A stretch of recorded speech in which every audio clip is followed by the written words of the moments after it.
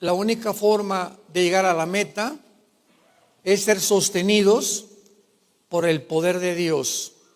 Dice así, 2 Corintios 4, 7 al 18. Pero tenemos este tesoro en vasos de barro, para que la excelencia del poder sea de Dios y no de nosotros, que estamos atribulados en todo, mas no angustiados, en apuros, mas no desesperados, perseguidos, mas no desamparados, derribados, pero no destruidos, llevando en el cuerpo siempre por todas partes la muerte de Jesús, para que también la vida de Jesús se manifieste en nuestros cuerpos. Porque nosotros que vivimos siempre estamos entregados a muerte por causa de Jesús, para que también la vida de Jesús se manifieste en nuestra carne mortal.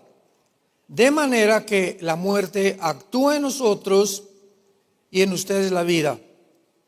Pero teniendo el mismo espíritu de fe, conforme a lo que está escrito, creí, por lo cual hablé. Nosotros también creemos, por lo cual también hablamos, sabiendo que el que resucitó al Señor Jesús, a nosotros también nos resucitará con Jesús y nos presentará juntamente con vosotros.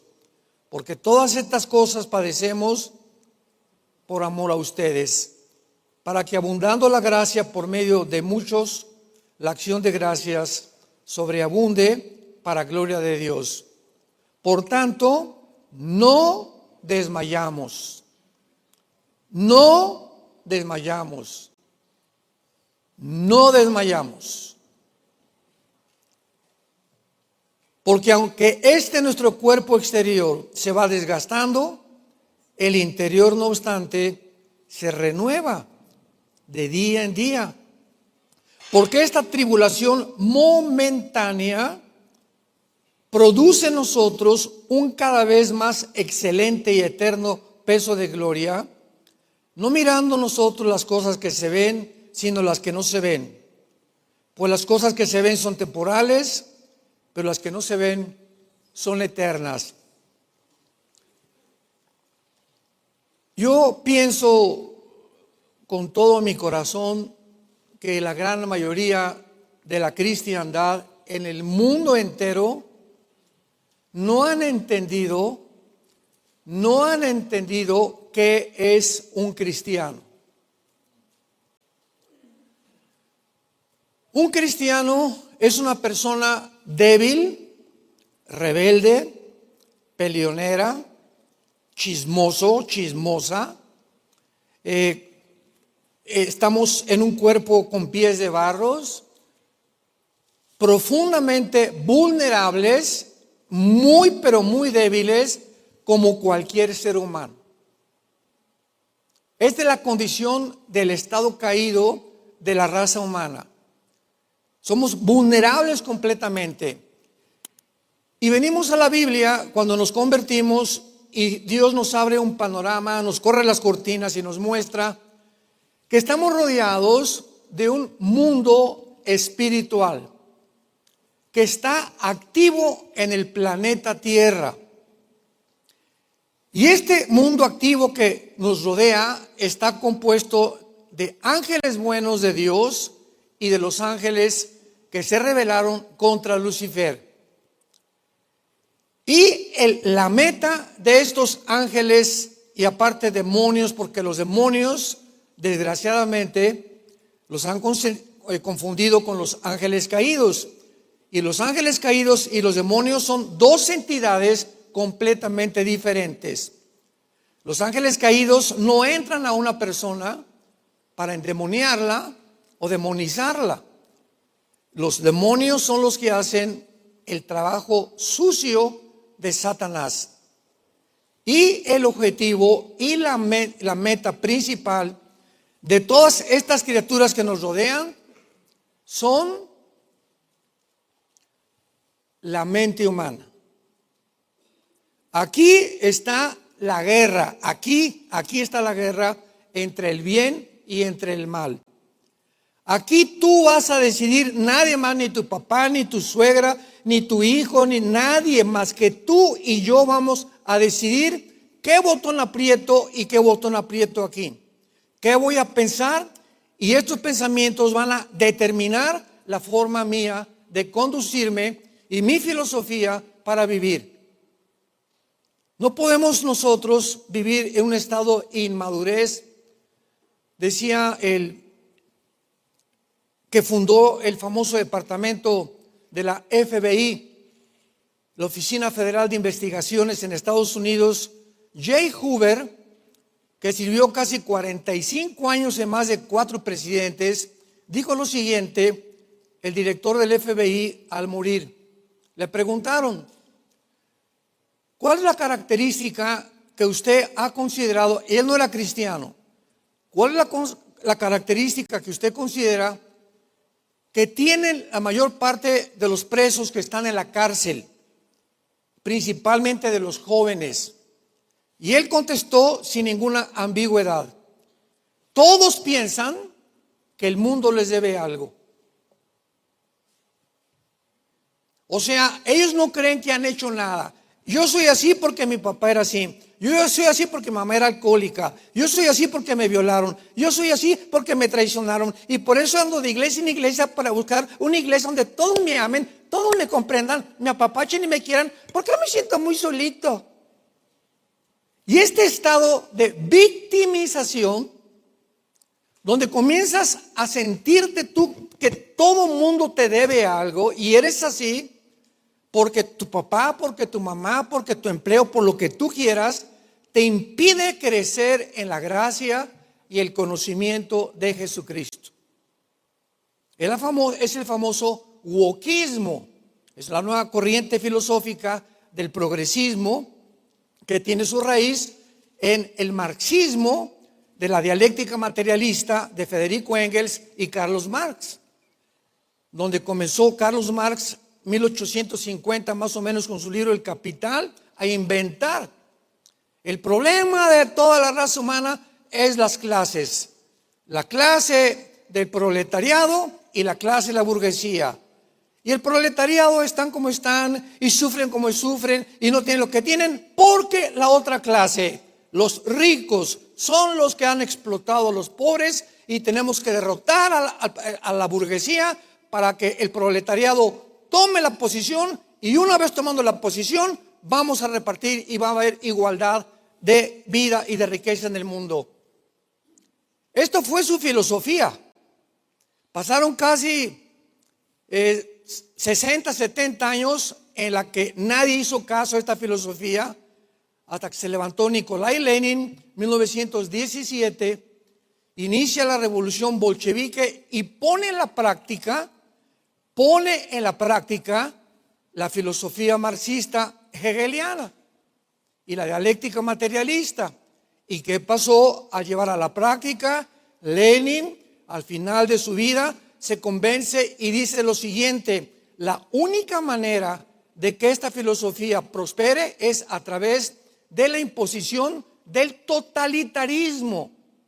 El gobierno tiene que ser totalitario, tiene que controlar al pueblo, tiene que hacer que los pobres sean más pobres y a los ricos quitarles después todo, expropiar todo para que el gobierno sea papá gobierno.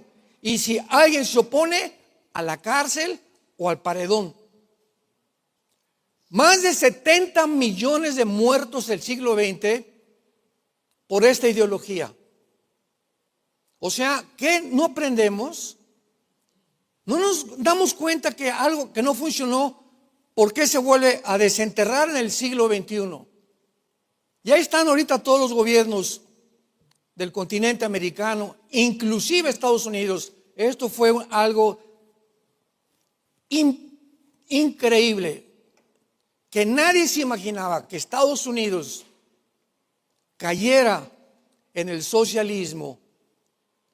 Actualmente, los jóvenes en Estados Unidos entre los 18 y los 26 años de edad apoyan el socialismo. ¿Y saben ustedes por qué? Porque si ustedes no entienden lo que está pasando en el mundo, no vamos a poder ayudar al mundo, ni dar consejos, ni dar conferencias, porque todos están perdidos, confundidos y todos victimizados. No, pues sí, cierto, por aquí, por allá, sin entender lo que está pasando en el mundo. Los gobiernos árabes, Qatar, que está junto al Golfo Arábico, junto al Golfo Pérsico, mandó en los últimos 8 años a Estados Unidos más de 25 billones de dólares para que adoctrinaran la Universidad de Columbia en Nueva York, Harvard en Boston, Massachusetts, Baylor en Texas, Princeton y Yale, las más prestigiadas de Estados Unidos, para que influenciaran en las mentes de los jóvenes el marxismo. Y se levanta un muchacho llamado Charles Kirk hace algunos meses, algunos años, para retar a ir a todas las universidades del mundo y desafiarlos y contradecirles con la Biblia, que era algo completamente antifamilia, anticristiano, antidemocracia, antilibertad de mercado, anti todo. Los jóvenes cegados por sus maestros, es mi maestro, Harvard, Columbia, Yale, Princeton, Baylor, por favor, son hombres inteligentes, con antropólogos y con doctorados en ciencias políticas, pero son unos tontos con cabeza de aguacate. Dice la Biblia, profesando ser sabios, se hicieron necios. ¿Y qué pasa con este muchacho? Lo matan. Le dan un balazo en una reunión con los jóvenes. Estaba combatiendo el aborto, estaba combatiendo la ideología de género, estaba combatiendo el marxismo, demostrando, teniendo discusiones y debates con los profesores y con los estudiantes y demostrándoles con este libro que se llama La Biblia, que esta ideología es una ideología satánica.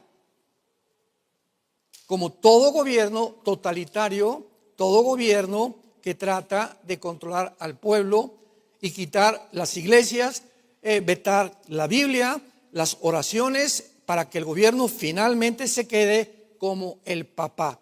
O sea, ahora mi lealtad es al gobierno y no a mi familia. La familia la tenemos que destruir. ¿Y qué sostiene la familia? Los principios de este libro, éticos y morales. Entonces, mientras la familia la hagamos a un lado y ataquemos a los pastores y a los líderes espirituales como a Charles Kirk y los hagamos a un lado, ¿qué es lo que queda? Papá gobierno. Porque la lealtad no puede ser a la esposa, ni a los hijos, ni tampoco a Dios. Este es el enemigo de este sistema. Hay que aborrecer esto para que pueda papá gobierno convertirse en el Dios. Y es lo que está sucediendo ante nuestros ojos en todo el mundo. Y los cristianos que se dicen cristianos, ¿qué les está pasando? Les están lavando el cerebro completamente. Increíble que un cristiano no entienda lo que pasa en Israel. Yo he tenido ya discusiones, sobre todo un pastor de Estados Unidos que tiene su origen en España, ¿verdad? Que es un historiador, que es antisemita y dice tanta basura. Lo contradije en una pelea que yo tuve con él, verbal desde luego, diciéndole cómo es posible que tú seas cristiano y puedas no entender cuál es el plan de Dios para la nación de Israel. ¿Cómo es posible que no entiendas que la Biblia tiene que enseñarse en las escuelas? ¿Y cómo es posible que los cristianos no entiendan lo que vamos a desarrollar en esta mañana? Dios termina con Israel en el Antiguo Testamento porque rechazan a Jesucristo, lo crucifican. Y Dios tenía un plan para que Israel pudiera, cuando venía el Mesías, establecer un reino con el pueblo escogido del Antiguo Testamento. Pero este pueblo, al venir el Mesías, no lo reconoce. y lo crucifican. ¿Qué hace Dios? Interrumpir el plan que tenía con Israel temporalmente. Romanos 9, Romanos 10, Romanos 11. Sacrifica Dios, sabiendo Dios que iban a fallar. Dios es omnisciente y detiene a este pueblo, lo sacrifica, y entonces Dios hace un intervalo que se llama la iglesia, que somos nosotros. Y ahora ya no hay judío, ahora ya no hay griego, ya no hay gentil, no hay italianos, mexicanos. Ahora la iglesia la forman todas las naciones que han aceptado al Mesías, a Yeshua, como su Salvador. Pero Dios no se ha olvidado de su pueblo Israel, porque el pacto abrámico, Génesis 12, del 1 al 4, Génesis 15, dice: Abraham, tú serás bendición y la tierra será de ustedes. Es un pacto incondicional, donde Dios le dice a Abraham: tú te pones a dormir, significando que no importa si pecan o no pecan, yo cumplo mi palabra con ustedes. Y se portó pésimamente Israel, crucificado al Mesías, pero a pesar de todo, Dios es fiel. ¿No ha hecho lo mismo con nosotros, con la iglesia? ¿Cuántos de ustedes se han portado mal? ¿Cuántos nos hemos portado mal? Y hay perdón en la sangre de Jesucristo. Imaginémonos que cada vez que nos portamos mal, Dios nos diga: ya no te quiero, por el amor de Dios. Entonces, ¿qué hace Dios? Levanta un nuevo cuerpo que se llama la iglesia. Y 50 días después de la crucifixión de Cristo, baja del cielo el Espíritu Santo. Y el Espíritu Santo, Hechos 1:8, está clarísima su misión. Dios ve a la iglesia o al nuevo pueblo que va a levantar para que propaguemos el mensaje de su amor en la cruz, y nos ve débiles, frágiles, tontos, rebeldes, chismosos, como dijimos al principio, y que es imposible que este pueblo nuevo, que es la iglesia, pueda enfrentarse a Satanás, a los príncipes, a los gobernadores de las tinieblas y a los demonios en nuestras fuerzas. Imposible que nos enfrentemos al mundo con tantas tentaciones que hay. Entonces tenemos de enemigo al mundo espiritual, tenemos de enemigo a la carne que está entre nosotros, y tenemos de enemigo al mundo que nos rodea. 3 enemigos tenemos. Dice Dios: ¿cómo voy a poder lanzarlos a la lucha, al ring, a la plaza, para que venga el toro y no tienen capote, no tienen espada, y los haga pedazos? Enviaré a ustedes el Espíritu Santo y recibirán poder. ¿Para qué, Señor? Porque ustedes no tienen ningún poder. No tenemos ningún poder. No tenemos fuerzas. Fácilmente nos desmayamos. Fácilmente tiramos la toalla. Y ahorita el campamento cristiano en el mundo es tirado, miles de cristianos tirados en el suelo, que se cayeron del caballo y ahí están. Me hicieron, mi mamá, mi iglesia, el pastor me dijo y me regañó, me voy a otra iglesia y esto y el otro, y quejándose. Es un campo de amargados, de desmayados. No se levantaba el caballo, pues me caí, pues me subo al caballo y voy a seguir peleando con la espada del Espíritu y el escudo de la fe y el casco de la salvación. ¿Por qué no tienen ese ánimo para levantarse, tomar las armas de la luz y del Espíritu y pelear la buena de la batalla de la fe? Porque su contacto con el Espíritu Santo lo han perdido.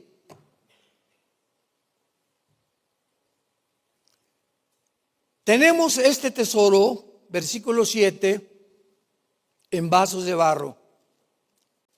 ¿Quién es este tesoro? El Espíritu Santo, habitando en la plataforma de las debilidades de seres humanos como tú y como yo. Entonces los cristianos, ¿verdad? Por esta razón nos vamos a enfrentar con fatiga, con cansancio, con frustraciones, traiciones, cosas diversas, persecución, calumnias, desilusiones. Y para todas estas cosas, ¿quién es suficiente? Más bien deberíamos acabar en el psiquiátrico ante el mundo que estamos peleando, porque la persona que no es cristiana no hay ningún problema, porque el ataque no es contra ellos, no, el ataque somos nosotros, porque estamos luchando contra un poder espiritual en un planeta ocupado por el enemigo, y entonces el enemigo se preocupa en nosotros.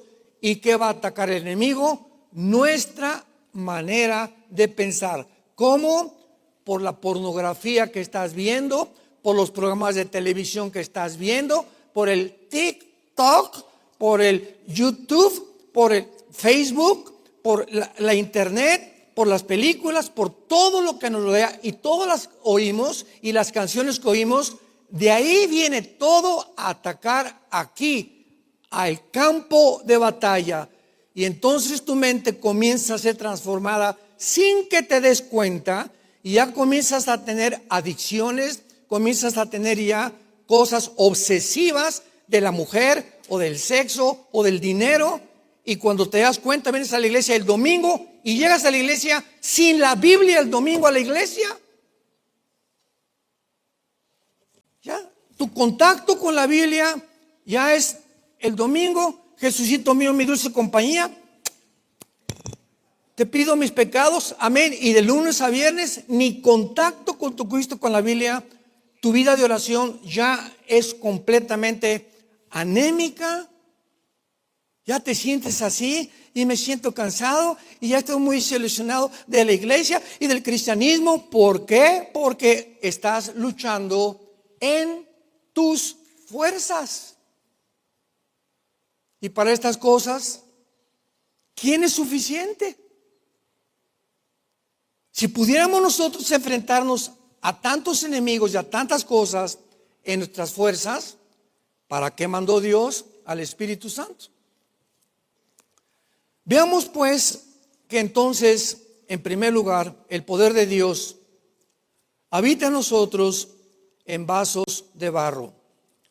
En su primera carta a los Corintios, capítulo 6, el apóstol Pablo le dijo esto a esta iglesia de Corinto, donde en esta iglesia de Corinto el 80% de las mujeres eran de la vida alegre. El 80% de los habitantes de Corinto, donde esta iglesia fue fundada, eran homosexuales, lesbianas, eran gente, las mujeres se rapaban como ahora muchas mujeres que por detrás ves. Hay muchachos que dicen cuando van siguiendo a una persona, ¿será hombre o será mujer? Por el corte de pelo que tienen. Y hay muchas mujeres que se lo cortan casi como si fuera hombre, ¿verdad? Y quitan su feminidad, quitan completamente, le roban a la mujer. Dice la Biblia que el pelo largo a una mujer le es honroso, es un símbolo de feminidad. No así a nosotros. Nosotros hasta por acá la greña está un poco bien, ¿verdad? Pero tampoco, ¿verdad?, podemos nosotros tratar de vestirnos como se visten las mujeres. Entonces, esto es muy importante porque en su primera carta el apóstol Pablo dice lo siguiente. Vean lo que dice en el versículo 19. ¿O ignoran que vuestro cuerpo es el templo del Espíritu Santo? Vamos a ver, ¿qué es tu cuerpo? Un templo. Por el amor de Dios, ya no digan vamos al templo el domingo. Ya no hay templos hechos por manos humanas. Vamos al templo. Otros dicen pásenle al altar. ¿Cuál altar? Por el amor de Dios, el altar aquí lo tenemos en el corazón. He oído que han dicho, pásenle al altar a adorar o tráiganle su ofrenda al altar. Un lenguaje antibíblico completamente. Vamos al templo el domingo. ¿Cuál templo? El templo eres tú y yo.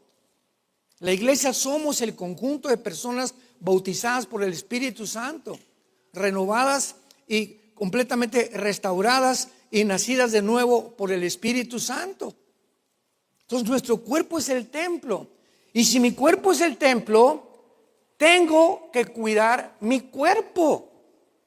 2 litros de agua diarios, muchas ensaladas, muchas verduras, mucha fruta, caminar mínimo 1 hora diaria, respirar lo más de oxígeno. Ahora todo el mundo se mete a su carro y aire acondicionado.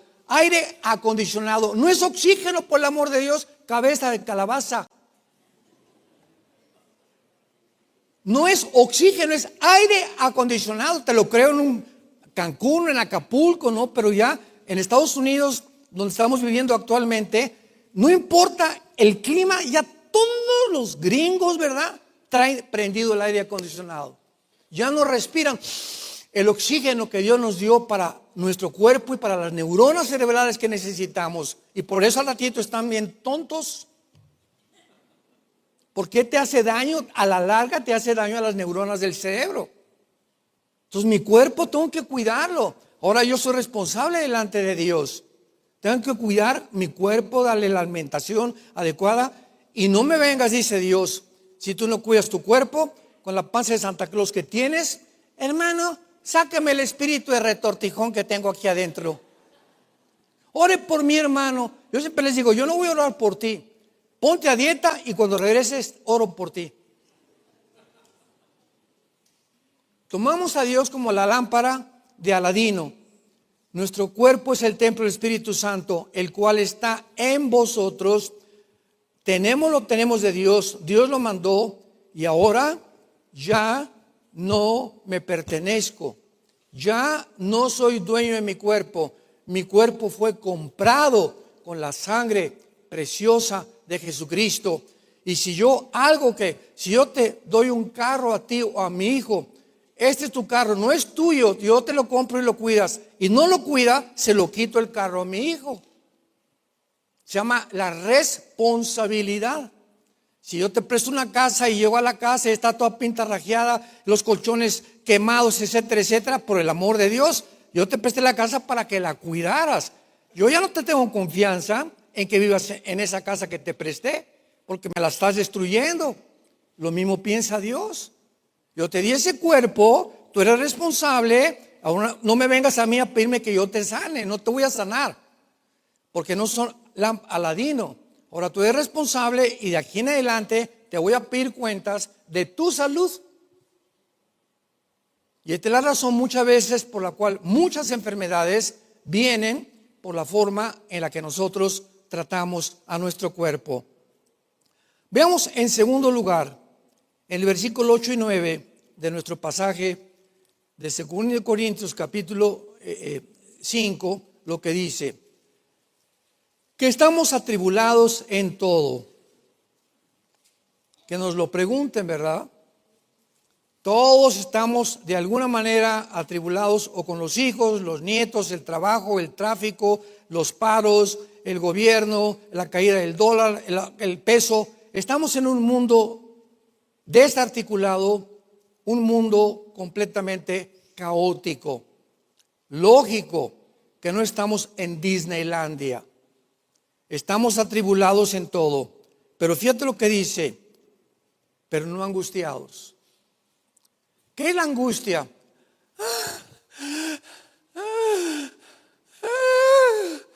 Hermano pastor, ¿qué, doña Chole?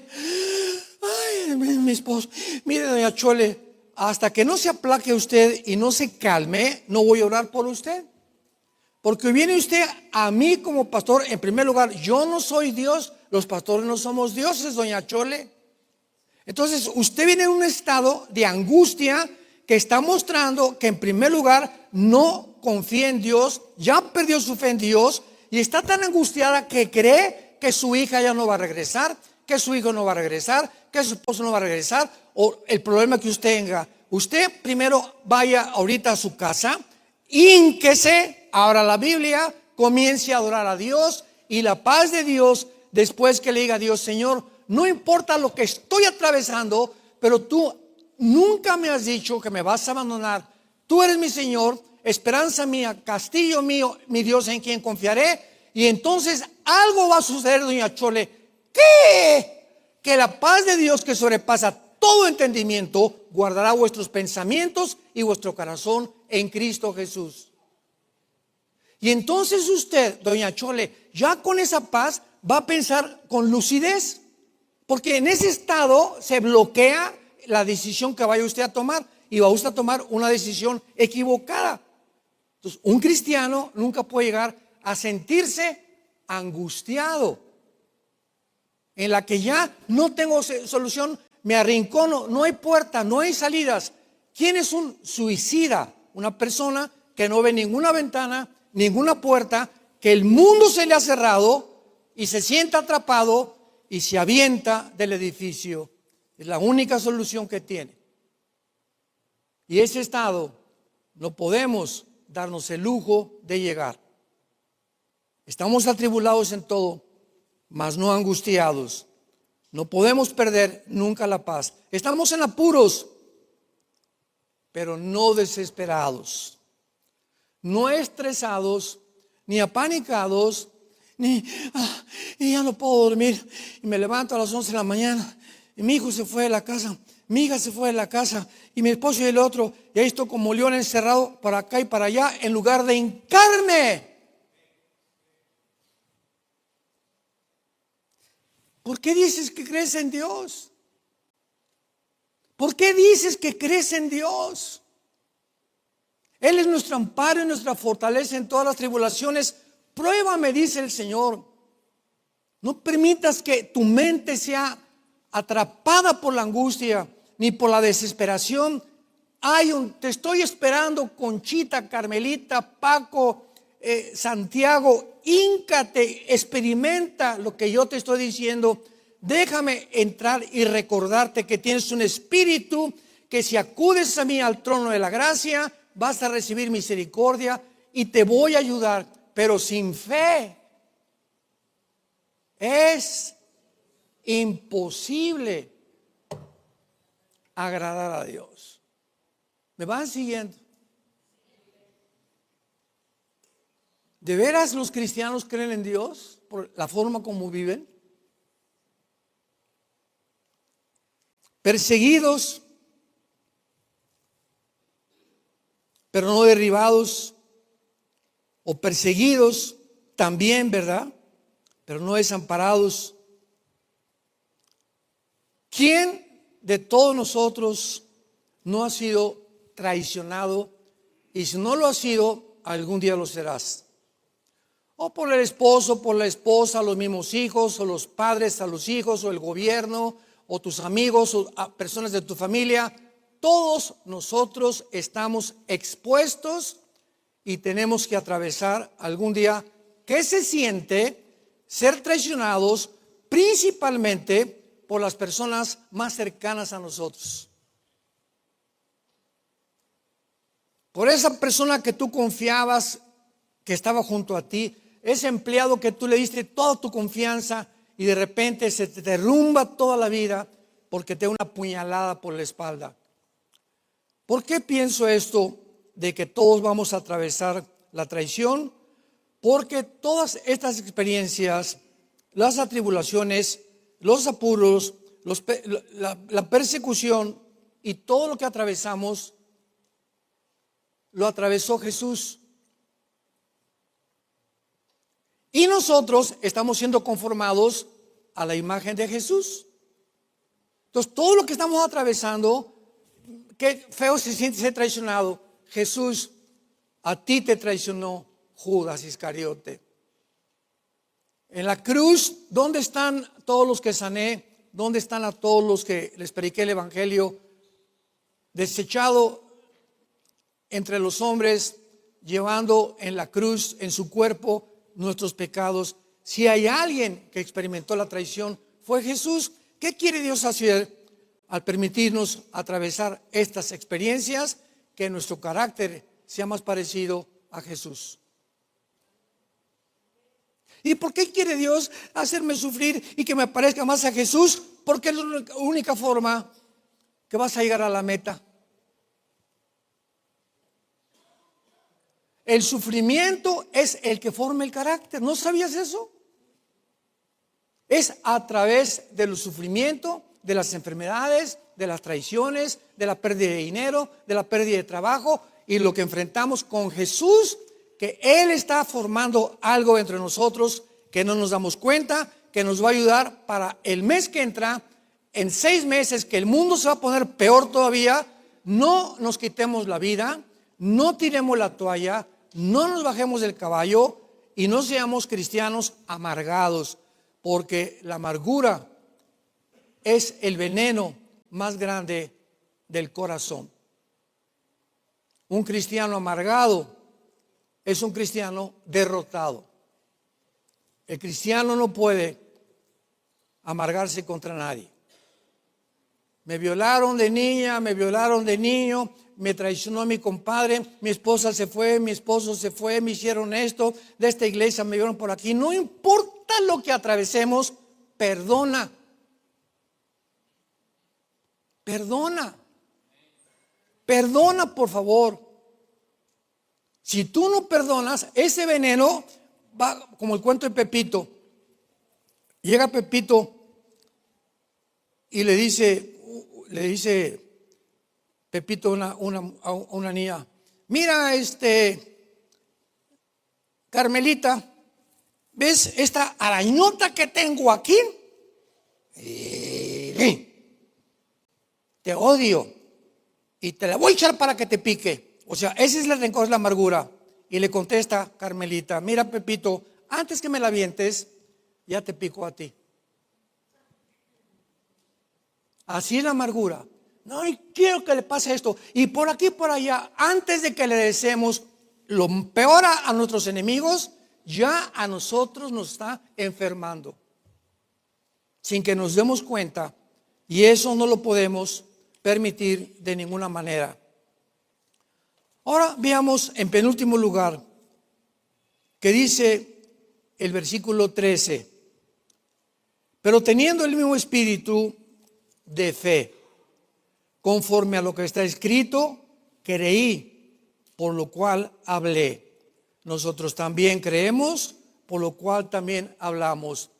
Me enfrento a la persecución, quiere la angustia apoderarse de mi vida, quiere la desesperación y el estrés. ¿Qué tengo que hacer? Hablar.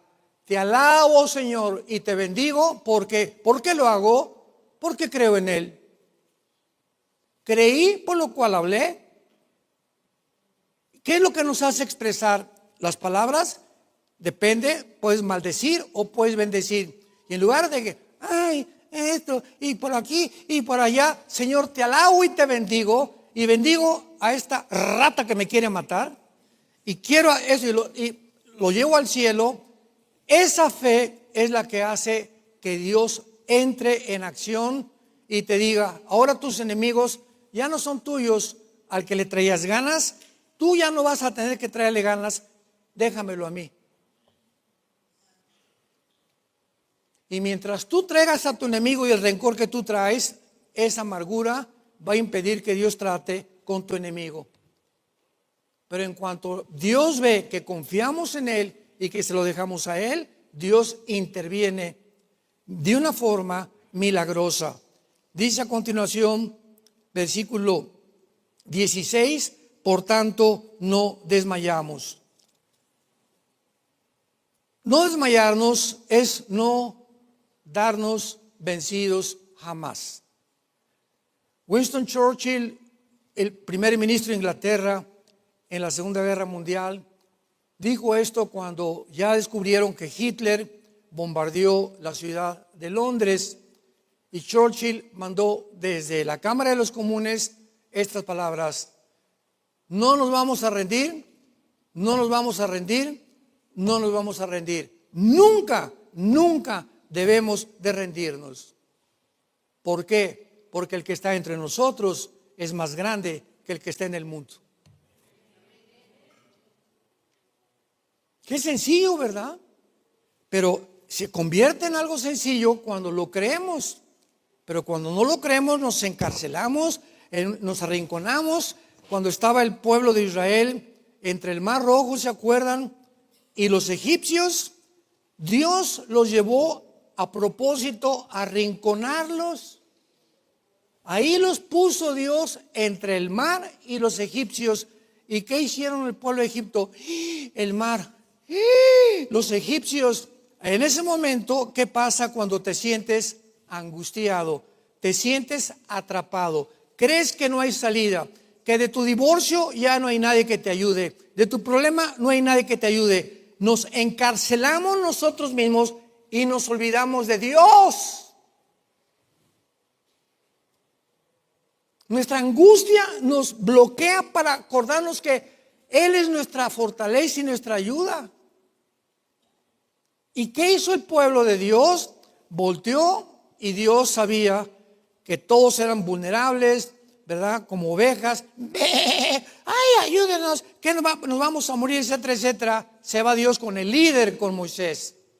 Y le dice Dios a Moisés: mira, Moisés, diles que avancen. Fíjense ustedes esta lección. Diles que avancen hacia el mar. Entonces el pueblo obedeció y en el momento que tocaron sus pies la orilla, el Mar Rojo se abrió.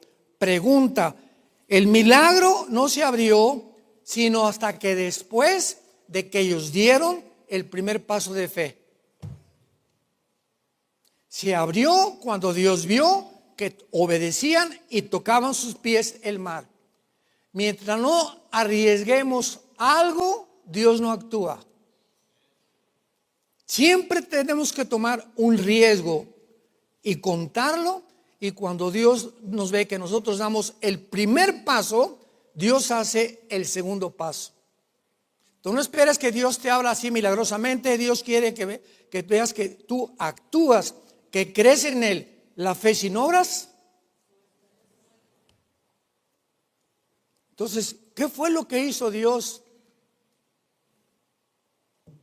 Honrar la fe del pueblo que estaba entrando al mar. Dice en la segunda carta a Timoteo, capítulo 4, el apóstol Pablo naufragó, lo apalearon, lo patearon, lo persiguieron. Todos sus amigos cerca de él lo abandonaron, amaron más el mundo. ¿Y dónde termina Pablo? En un calabozo en Roma. Ay, para eso fui cristiano, Señor. Mira nomás cómo estoy. Para eso te seguí, Jesús. Para eso me estás permitiendo tantos sufrimientos cuando mira todo lo que he hecho por ti. Esa era la voz de Pablo. Eran las palabras de Pablo. Vean lo que dice aquí Pablo en el versículo 7 y 8. He peleado la buena batalla. He acabado la carrera. He guardado o he mantenido mi confianza siempre en Dios. Por lo demás, me está guardada, vean qué seguridad, la corona de justicia, la cual me dará el Señor, juez justo en aquel día, y a todos los que aman su venida. Estas son las palabras. Acuérdense cómo murió José Stalin, el dictador de Rusia. Se están apareciendo demonios, me están gritando antes de morir, agonizando. ¿Qué estaban gritando? Friedrich Nietzsche, el padre del ateísmo, el alemán, en el siglo XX, antes de morir, se vuelve loco, los demonios atacan su mente, se vuelve homosexual, lo entierran en un psiquiátrico y acaba gritando: Dios me abandonó. ¿Cómo que Dios te abandonó? ¿Eso gritas cuando nunca creíste en Dios? Vean cómo mueren los hombres y las mujeres que seguimos a Dios y cómo mueren aquellos que se han burlado de Dios. Y no tenemos más que recordar finalmente las últimas palabras de nuestro pasaje, versículo 16 al 18. Por tanto, no desmayamos. Aunque nuestro cuerpo exterior, ¿verdad? Nuestro cuerpo cada vez está muriéndose celularmente, estamos envejeciendo, cada vez vemos menos, cada vez oímos menos, cada vez nuestras cuerdas vocales se deterioran, cada vez todo es un cuerpo en el estado de la entropía, que es la corrupción celular de la segunda ley de la termodinámica. Todo se echa a perder, nuestro cuerpo también. Mientras nosotros estamos viendo que se va desgastando, el interior se renueva cada día. O sea, imagínate, llegas al espejo, ay, ya me veo viejito, ¿verdad, vieja? Sí, mira cómo estoy. Y comienzas a creerte, no, yo ya no puedo nada. Y comienzas a creer que estás así, y por dentro el Espíritu te dice, levántate. Por afuera pareces camello ya viejo, feo. Pero por dentro estoy contigo diciéndote, y ese ánimo que necesitas levantarte, no te va a hacer ver viejo ante los demás. Vas a cobrar fuerzas y tu actitud te va a ayudar a tener ánimo a morir tranquilo. Y no, el estado de nuestra mente va a depender del estado interior.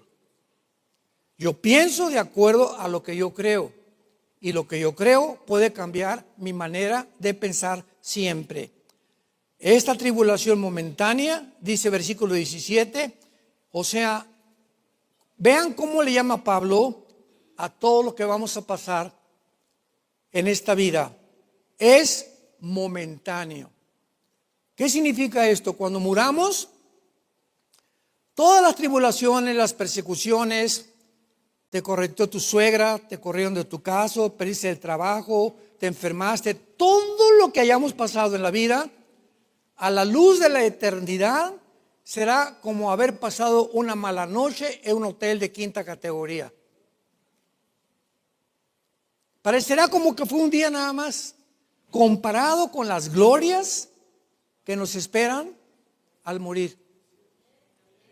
Esta Pablo leve le llama a todo lo que pasó momentáneo. Y dice Pablo, produce en mí un cada vez más excelente y eterno peso de gloria. O sea, todo lo que Pablo no estaba mirándose a sí mismo, ay, y quejándose, sino, Padre, todo lo que estoy atravesando, las lágrimas, los sufrimientos, las enfermedades, han hecho dentro de mi vida, mentalmente, tu espíritu en mi vida, cobrarme fuerzas para compararlo con lo que tú me estás esperando cuando yo muera y abra los ojos otra vez. Mientras más cerca estoy de la muerte, más cerca estoy de Jesús. La muerte para nosotros es ganancia. No mirando las cosas que se ven, sino las que no se ven. Las que se ven son temporales, pero las que no se ven son eternas. ¿A quién estás mirando tú en el mundo? El mal que te han hecho, lo que has sufrido, los gobiernos, todos corrompidos los gobiernos, los sistemas filosóficos se han derribado, ya no es un sistema de gobierno, ya no es comunismo, ni socialismo, ni democracia, ni monarquía, ya no hay gobierno que ningún ser humano pueda decir funcionó. Hemos fracasado como seres humanos, pero nosotros esperamos la venida de Jesucristo. Y mientras más negro esté el mundo, en lugar de se pone negro, se pone negro, se pone negro, se pone negro, mientras más negro, más cerca estamos de la gloria. Cobren ánimo, hijos e hijas de Dios, santos de Dios, porque tenemos a un Dios que nos dice, tú eres mi amparo y mi fortaleza, mi pronto ayuda en todas las tribulaciones. No te olvides de sus favores y misericordias. Él es el que sacia de bien tu boca, el que te corona de favores, el que nos sana todas nuestras dolencias. ¿Crees en Él? Entonces vive para Él. Te damos gracias, Padre, por tu palabra en esta tarde. Te damos gracias, Señor, porque esta tribulación momentánea produce en nosotros o por lo menos debe de producir un cada vez más eterno y peso de gloria. Si pasamos la vida mirando lo que pasa a nuestro alrededor, nos vamos a deprimir. No hay nada en la vida, no hay nada que nos pueda satisfacer. Vivimos un mundo ocupado por el enemigo. ¿Quiénes somos los cristianos? Peregrinos. Vamos de paso nada más. No es nuestra habitación final. Estamos en un campo de prueba, donde tu vida y mi vida están siendo probadas por el Altísimo, por el Eterno, para determinar al final de nuestra vida las posiciones de autoridad en los otros reinos, en las otras ciudades y naciones que habrá. ¿Qué vamos a merecer? ¿De qué vamos a ser dignos de acuerdo a lo que hayamos sufrido en el nombre y por la causa del Evangelio de la gracia de Dios? A muchos de ustedes en esta mañana Dios les manda que se arrepientan de sus pecados. I'm just me, and you're just you. But somehow, that's everything we need.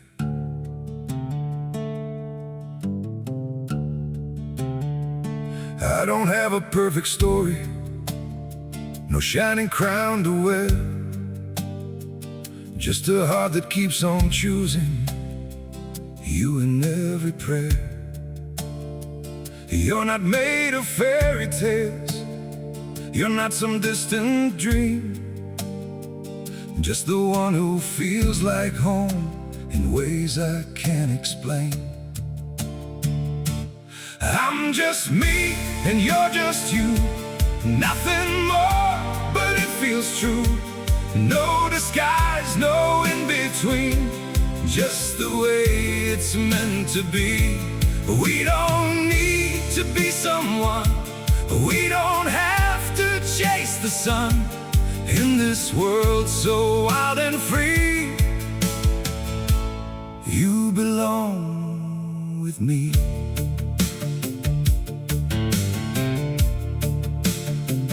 We're not written like a story people talk about for years, but in every quiet moment, you're the one I feel so near. I'm just me and you're just you, nothing more, but it feels true. No disguise, no in between, just the way it's meant to be. We don't need to be someone, we don't have to chase the sun, in this world so wild and free.